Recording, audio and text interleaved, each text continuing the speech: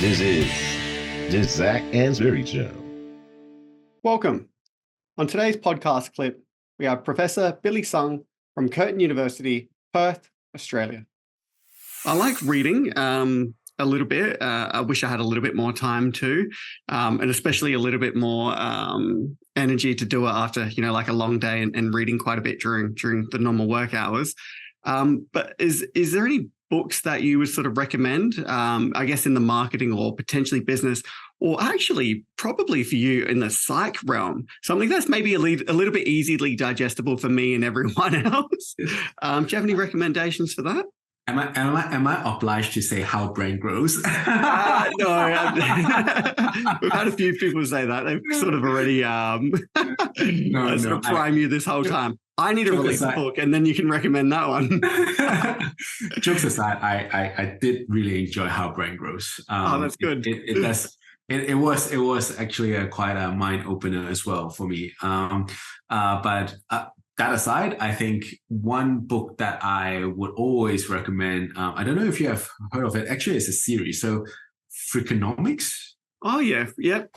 So this is actually quite interesting. Freakonomics actually was my mandatory reading for a third year research, like contemporary psychology book. And you go, what? Kind of like a non-fictional book for third year psychology. I was, yes. So the UC actually asked us to read it. So we actually read Freakonomics, and I have read Freakonomics 3 times and Freakonomics two times.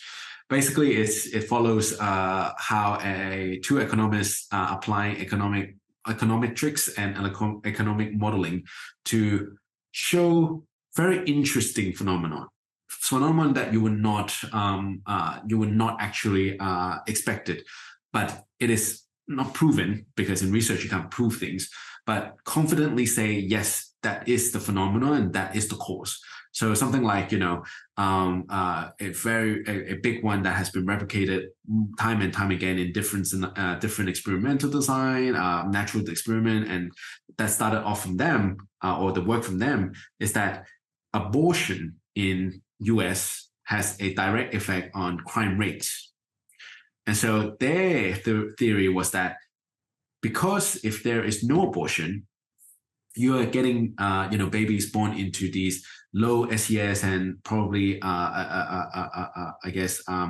let's say have a higher tendency to have criminal activity, or have the higher temptation to have these criminal activity in their upbringing, and therefore that will actually affect juvenile and delinquency and crime rates 15, 16, 18 years down the track.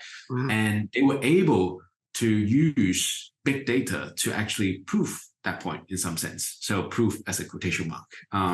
And that's one of the chapter that they have in there, but they have all these different really interesting things. And it really highlights a lot of how I like to do my research.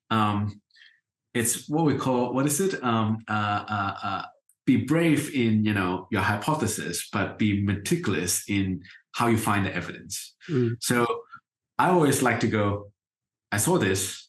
Why is that the case? Let's make all the hypotheses, and then find a way to test those hypotheses and actually find the right hypothesis, or find one of the right hypotheses. Mm.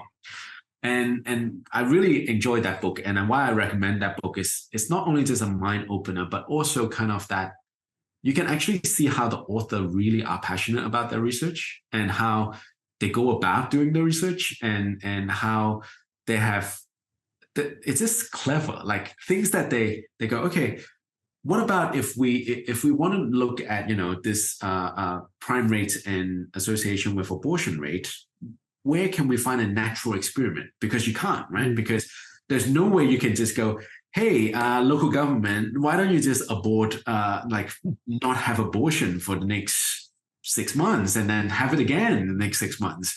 You can't do that. So what they did was they were actually looking at like pre and post abortion laws. There are states in US where they have it flipped on and off, whether there's abortion laws. And in fact, if they actually redo it right now in this particular moment, 1 or 2 years ago, we had this whole backflip on abortion in US, you probably would be able to find how that has an effect, 13, 14, 15 years down the track, and how they're thinking of going, okay, well, what are also the covariates that I need to control for?